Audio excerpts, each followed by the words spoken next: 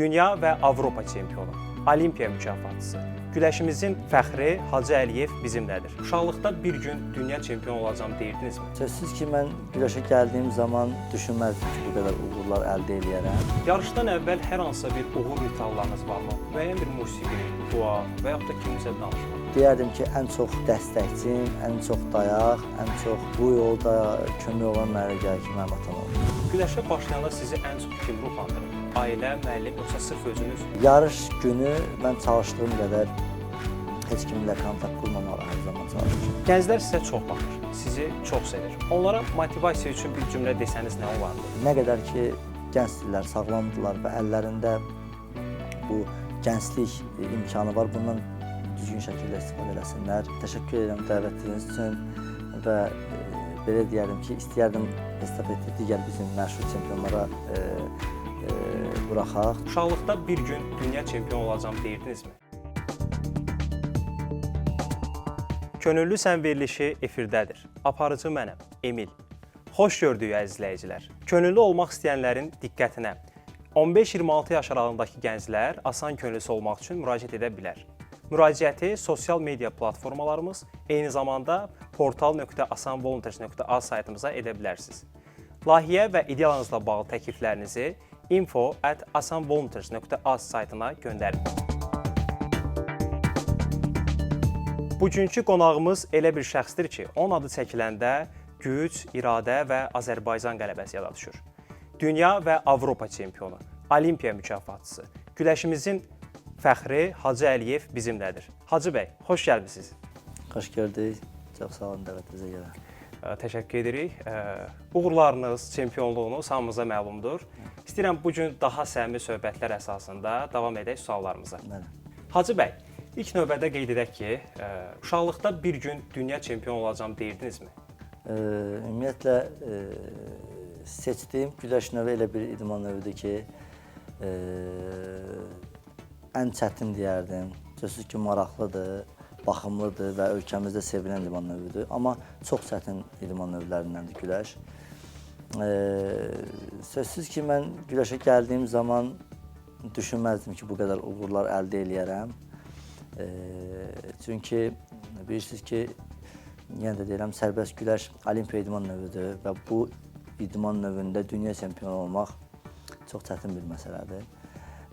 Amma düşünmürdüm bu qədər çox titul əldə edərəm, uğur əldə edərəm, amma yenə də bu arzularla sözsüz ki, böyümüşəm ki, nə vaxtsa mən dünya çempionatında iştirak edəcəm, Avropa çempionatında iştirak edəcəm, eləcə də Olimpiya oyunlarında iştirak edəcəm.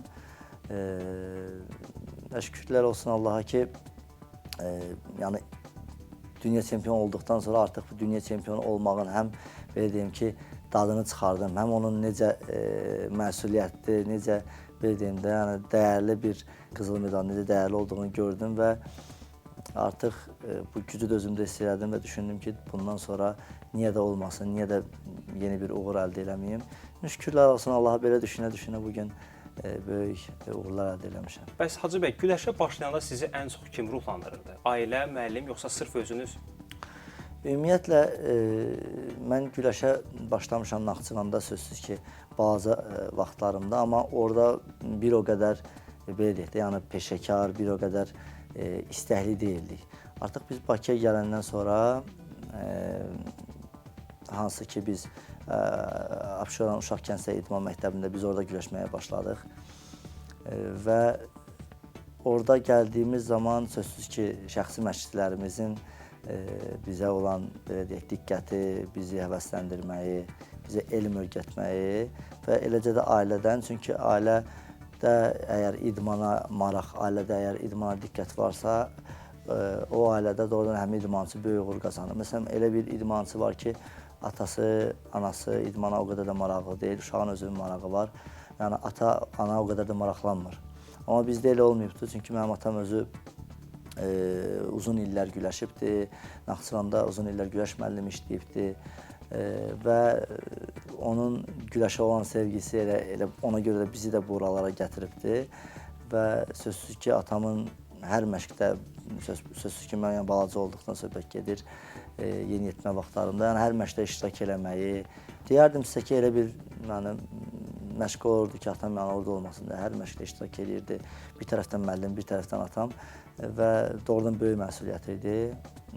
Yəni deyərdim ki, ən çox dəstəkçim, ən çox dayaq, ən çox bu yolda kömək olan mənə gəlir ki, mənim atam olubdur. Yarışdan əvvəl hər hansısa bir uğur rituallarınız varmı? Müəyyən bir musiqi, dua və yaxud da kimlisə danışmaq? Çıxış elədiyim yarışlar bilirsiniz ki, çox belə də böyük bir yarışlar olubdur. Orada dünya çempionatları, Avropa oyunları, nə bilim, İslam oyunları, Olimpiya oyunları, böyük yarışlarda iştirak eləmişəm.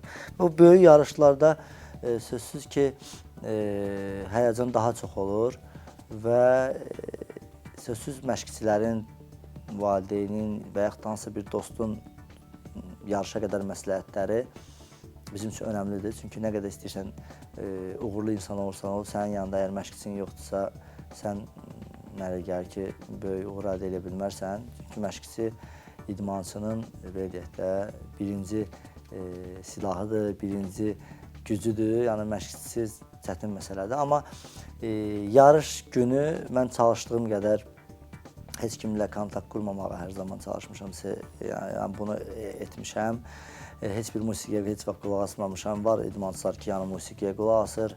Yəni döyüşə çıxa-çıxda artıq musiqini saxlayır, çıxır. Məndə heç vaxt belə olmuyor. Sözsüz ki, Allahdan istəmişəm, dualarımı hər zaman eləmişəm və özümə hər zaman inam olub ki, yəni bu çıxdığım döyüş mənim üçün belə deyim də, vacibi bir görüşdür, vacibi bir gündür.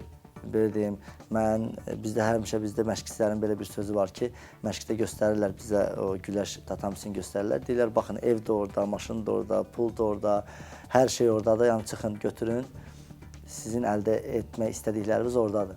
Mən də hər zaman elə görmüşəm ki, yəni mənim bütün işim oradadır, mənim istədiklərim oradadır. Yəni bu işi bugün çıxıb eləməliyəm. Və şükürlər olsun Allaha, özümə inam, sözsüz ki, hər kəs özünə inanır, hər kəs nəsə istəyir, amma yəni də bu Allah mənə elə gəlir ki, biz nə qədər istəsək də Allah həriyə bir verəcəyi qədər verir. Mən də istəyərdim sözsüz ki, daha çox uğurlar əldə edeyim, amma mənə elə gəlir ki, Allah Taala bunu qismət eləyibdir. Və şükürlər olsun Allaha ki, yenə deyirəm, dua sayəsində, Allaha inam sayəsində və əziyyətim sayəsində bu günləri böyük uğurlar əldə eləmişəm. Əla. Bəs Hacı bəy, qələbə qazandıqdan sonra ilk etdiyiniz şey nə olur? Qələbə qazandığımız zaman sözsüz ki, birinci növbədə çox sevinirik. Mən sizə deyərdim ki, hətta zədələrimiz belə olduğu halda o zədə yaddan çıxır bir neçə saatlıq və yaxud da ki, hansısa bir görüşdə yorğun olursan, sonuncu saniyələrə qədər dözürsən, amma artıq o qalib olduğun zaman ki, bayrağı gətirirlər, verirlər, bayraqla xalça üzərində dairə edirsən və yaxud da himnə qulaq asırsan, himni səsləndirirsən, bayrağı qaldırırsan, yəni adamın bütün verdiyi yorğunçuluğu həmin an çıxır. Sözsüz ki, mən yarışdan sonra, böyük uğurlardan sonra yenə də ilk növbədə ailəm, atam, anam, bunlarla bu sevincimi bölüşürəm. Amma yenə deyirəm, hər zaman yanımızda birinci məşqçilər olur. Sözsüz ki, məşqçilərlə bu sevincimizi bölüşürük. Və daha sonra valideynlər, sözsüz ki, atam, çünki hər zaman ilk mənə elə gəlir ki, mənim üçün o olub ki, mən atamla bu sevincimi bölüşüm. Çünki doğrudan da yəni bu yolda, ümumiyyətlə bu həyatda, Azərbaycanda mənim bugün tanınmış idmançı olmağım, bəlkə də mənim atam güləşə qoymasaydı bu qədər söhbət tanınmaqdan getmir, yəni böyük bir uğur əldə etməyəcəkdim. Ona görə hər zaman düşünürəm ki, bu yolda atam, eləcə də anam, çünki ikisi də mənim hər zaman yanımda olublar, amma atam güləşçi olduğuna görə deyirəm ki, yəni mənim bu yola atam gətirib, ona da hər zaman təşəkkür edirəm. Yaxşı ki, güləşə gətirib. Allah bütün valideynlərə can sağlığı versin. Çünki onlar bizim stimul mənbəyimizdir. Biz hər bir işdə valideynlərimizin o qürurlu baxışlarını görüb daha da həvəslənirik Hacı bəy. Hacı bəy, Asan xidmətdə ən son nə vaxt olmusunuz və Asan könülləri haqqında fikirləriniz maraqlıdır? Ümumiyyətlə, mən özüm də Asan xidmətə yaxın bir yerdə yaşayıram. Demək olar ki, bir çox işlərimi Asan Xidmətdə görürəm və bu yaxınlarda da olmuşam. Tez-tez deyəndə ayda bir neçə dəfə oluram. Çünki doğrudan da yəni adı üstündə Asan Xidmət və yəni işlərimizin tez həll olunan bir doğrudan da yeridir Asan Xidmət və orada doğrudan da könüllülər görürük, hər dəfə könüllülər görürəm. O könüllülərə sözsüz ki, yəni insanın xoşuna gəlir ki, bugün hansısa bir insan bugün öz xoşu ilə, yəni könüllü olaraq gəlir bir işin belə deyək də, bir işin ucundan tutur və nəsə eləməyə çalışır və bugünkü gün bizim mənə gəlir ki, bu gənclərimiz, könüllü işə gələnlər gələcəyin, mən sizə deyərdim, bəlkə də aralarından nazir də çıxa bilər, bəlkə də, nə bilim, çox böyük bir işlər görə bilərlər. Çünki hər şey bir yerdən başlayır. Yəni, heç kim deyə bilməz ki, mən hansısa bir işə başladığım zaman böyük uğur qazanacağım və yaxud da mən elə bu işə başlayıramsa, mən yuxarıda olmalıyam. Yoxsa ki, aşağıdan başlamaq, biz də idmanda elə başlamışıq ki, əziyyətlə, çətinliklə, zədələrlə, uğursuzluqlarla, amma şükürlər olsun Allaha ki, yəni əgər bir insan bir işin mənə gəlir, doğrudan da sonuna qədər düzgün şəkildə gedirsə, getdiyi yoldan sağa sola dönmürsə, yəni yolunu sona qədər tutursa, mənə gəlir böyük uğur qazanacaqdır o insanlar və doğrudan da könüllülər bir tək Asan Xidmətdə yox, bir neçə yarışlarla, oyunlarda, bilirsiniz ki, Azərbaycanda idmandan mən götürsək desək, Avropa oyunları keçirilib, İslam oyunları keçirilib, bu yaxınlarda MDB oyunları keçirildi, formula yarışlarına. Burada doğrudan da mən bizim könüllülərin də hər zaman onların əziyyətini görmüşəm, onların dəstəyini görmüşəm. Mənə gəlir ki, bu insanlara daha da şərait yaradılmalıdır. Çünki yenə deyirəm, Cənab Prezidentimiz də dediyi kimi bizim gələcəyimiz gənclərimizin əlindədir. Sağlam gənclər doğrudan da böyüməlidir ki, millətimiz, dövlətimiz, xalqımız hər zaman irəlilərdə olsun, belə deyim də, yəni ucalarda olsun, uğurlu olsun inşallah gələcəyimizdə. İnşallah. Qarabağ zəfərinin artıq 5-ci ilidir. Allah bütün şəhidlərimizə rəhmət eləsin, qazilərimizə şəfa diləyir. Amin. Və yaxın günlərdə Yaşad Fonduna dəstəyinizlə bağlı paylaşım etmişsiniz. Buna görə sizə təşəkkür edirik. Ümumiyyətlə, Yaşad Fonduna etdiyiniz bu dəstəklə bağlı nə düşünürsünüz? Nə deyə bilərsiniz? Sözsüz ki, bugün biz doğrudan da qələbələrimizlə doğrudan fəxr edirik və bizi bu qələbəni birinci növbədə yaşadan doğrudan da Allaha həmd olsun, şükürlər olsun və bizim şəhidlərimiz, bayaq qeyd etdiyimiz kimi qazilərimiz, biz onlara ölənə qədər borcluyuq. Çünki bugün bizim rahat oturmağımız, bugün bizim belə deyim də, bir neçə illər müharibə vaxtında hər gün gözləyirdik ki, belə də şəhid gözləyən var idi, bilmirdik torpaqlarımızı ala biləcəyik, yoxsa ala bilməyəcəyik. Bu qorxu var idi, stres var idi, həyəcan vardı. Amma şükür olsun, bu günlər artıq belə deyim ki, qalib xalq kimi qürurluyuq.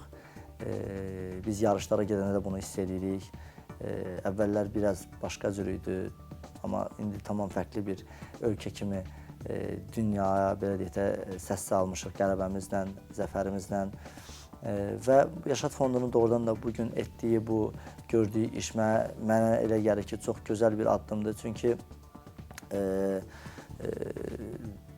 sonuçda burada yığılan məbləğ bizim şəhid ailələri üçün, qazilərimiz üçün toplanır və yenə deyirəm, sözsüz ki, ölkə başçımız tərəfindən şəhid ailələrinə diqqət, şəhid ailələrinə, qazilər ailələrinə, yəni hər zaman diqqət, qayğı var. Mənə gəlir, bu hər zaman da olacaqdır. Çünki doğrudan da bizim borcumuzdur onların hər zaman yanında olmaq.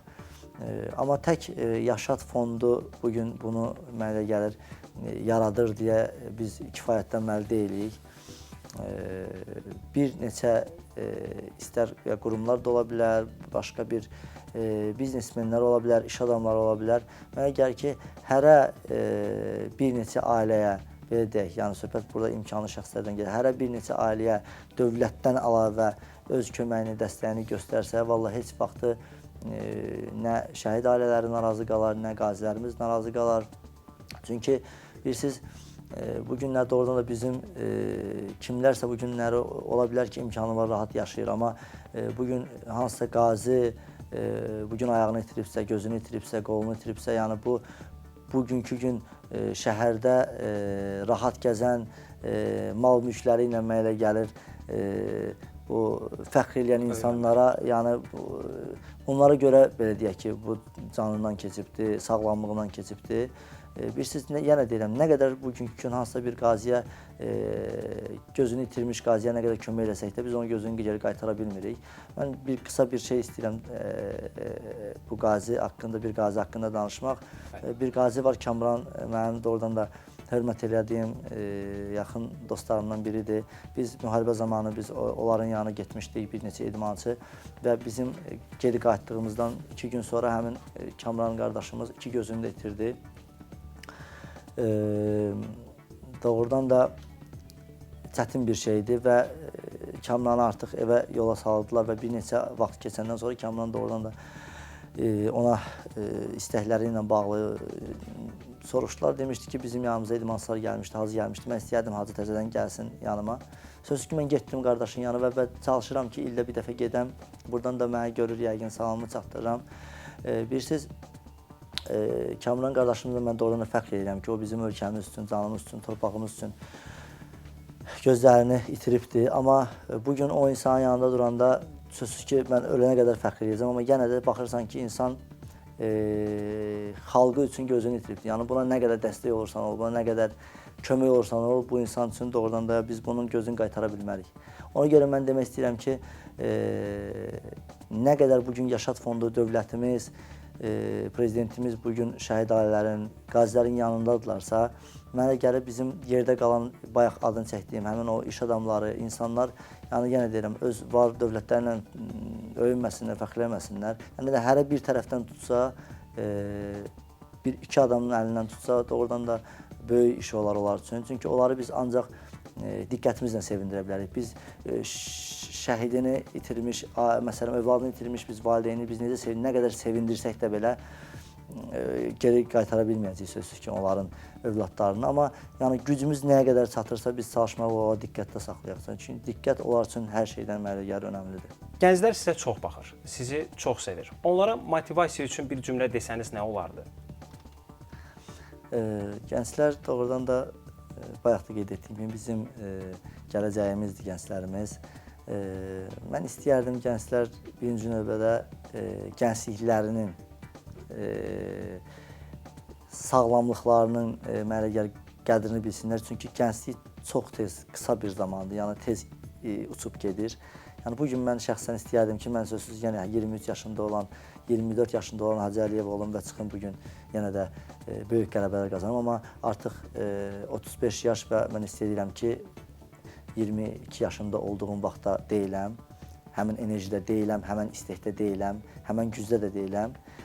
Ona görə nə qədər ki, gəncdirlər, sağlamdırlar və əllərində bu gənclik imkanı var, bundan düzgün şəkildə istifadə eləsinlər. Çünki uğura gedən yol gənc vaxtlardan başlayır. Yəni o vaxtlarını səmərəli istifadə eləsinlər, düzgün yola. Sözsüz ki, pis vərdişləri mən deməyəcəm. Çünki hər hamı deyir ki, pis vərdişlər. Onsuz bunları dilə gətirməyə ehtiyac yoxdur. Çünki özləri bilirlər ki, pis vərdiş insanı haralara aparır. Ona görə mənə gəlir gəncliklərindən düzgün istifadə eləsinlər. Yəni bugünkü gəncliyin gününün zamanın qədrini bilsinlər. Aha. Hacı bəy, sizə təşəkkür edirəm bu gözəl səmimi söhbət üçün. Sizin hekayənizdən ən gözəl mesaj gənclər üçün məncə budur. Heç vaxt təslim olma. Hər zəfərin arxasında bir inam dayanır. Biz də sizin kimi qalib, güclü və vətəninə bağlı gənclərlə fəxr edirik. Hacı bəy, izləyicilərimizin də sualları var. İstəyirəm onu cavablandırasınız. Fatimə Sadıq adlı sosial şəbəkə istifadəçisi qeyd edir. Sizin üçün ən unudulmaz yarışınız hansı olub? Yəqin ki, Fatimə xanım güləşçilərdən biridir. Çünki bəlkə də yəni güləşçi olmasa da bəlkə idmançıdır 100%. Çox sağ olsun, sualına görə təşəkkür edirəm. Mən deyərdim ki, bütün uğurlar mənim üçün hər zaman yadda qalıb. Bütün uğurlar mənim üçün dəyərlidir. Çünki istər Bakı çempionatı, istər Azərbaycan, istər dünya, Avropa fərqi yoxdur. Bütün yarışlar üçün qızıl medal üçün vuruşub, belə deyim, yəni əziyyət çəkib mən o medalı əldə eləmişəm. Ona görə əziyyətlə əldə etdiyim hər bir şey mənim üçün dəyərlidir. Amma ən dəyərlisi mənim üçün sözsüz ki, 2017-ci ildə qazandığım 3-cü dəfə olan dünya çempionluğumdur və niyə görə bu? Çünki Azərbaycan ümumiyyətlə Azərbaycanın idman tarixində, Azərbaycanın yaranma tarixindən bu yana, yəni heç vaxt sərbəst güləşdən heç nəinki 3, heç 2 dəfə dünya sərbəst güləşdən 2 dəfə dünya çempionu olmayıb heç zaman. Və mən 3-cü dəfə dünya çempionu oldum. Bu da Azərbaycan güləş tarixində belə deyərdim ki, yeni bir tarixə imza atdım və sözsüz ki, bu qələbəmdən sonra cənab prezident tərəfindən mən prezidentin fərdi təqaüdünə layiq görüldüm və bir görüşümüzdə həmin zaman cənab prezident qeyd etmişdi ki, 3 dəfə dünya çempionu olmaq olimpiya çempionluğuna bərabərdir. Son zamanlar belə bir video, 2-3 il bundan qabaq belə bir şey olur, amma 2017-ci ildə də cənab prezident bunu qeyd etmişdi və mən 2017-də 3-cü dəfə dünya çempionu olduğum zaman prezident tərəfindən fərdi təqaüd və mən olimpiya təqaüdünə layiq görüldüm və bilirsiniz ki, olimpiya təqaüdünü yalnız olimpiya çempionları alır. Amma cənab prezident sağ olsun mənə də bu olimpiya çempionlarının siyahısına saldı və mənə göstərdiyi diqqət, qayğı üçün mən bir daha cənab prezidentə təşəkkür edirəm. Ona görə mənim üçün 3-cü dəfə dünya çempionu olmaq, belə deyim də, idman həyatımda daha uğurlu və daha, belə deyərdim ki, önəmli oldu. Ona görə mənə hər zaman yadımda qalan qələbə budur. Hətta cənab prezidentimiz qeyd etmişdi ki, meydanlarınızın sayını belə unutmuşsunuz. Bəli, onu biz diqqətlə dinləmişdik. Hacı bəy, Əliyev soyadlı istifadəçi qeyd edir. Hacı Əliyev hansı ali təhsil müəssisəsini bitirib? İzləyicimizə təşəkkür edirəm bir daha suala görə və mən bizim demək olar bütün idmançılarımız, titullu idmançılarımız İdman Akademiyasını bitiribdir. Mən də İdman Akademiyasının belə deyim, tələbəsi olmuşam və mən 2021-ci ildə isə Bakı Dövlət Universitetinin Hüquq Fakültəsini bitirmişəm. 2 universitet demək olar bitirmişəm, amma hər kəs bilir ki, mənim bu universitetlərdə iştirakım mənim sözsüz ki, idmanda əldə etdiyim böyük uğurların sayəsindədir. Çünki yəni idman mənim həyatımın bir parçası olub deyə təhsilə bir o qədər çox vaxt xarə bilməmişəm. Amma yenə də mən bu günləri doğrudan da sevinirəm ki, 2 universitet bitirmişəm və mənim üçün doğrudan da çox dəyərli və qiymətli bir şeydir. Hacı bəy, izləyicilərimizin sualları çox idi, amma əksər sualları cavablandırdınız. Buna görə sizə təşəkkür edirəm. İstəyirəm izləyicilərimizlə sağollaşaq. Sağollaşaq.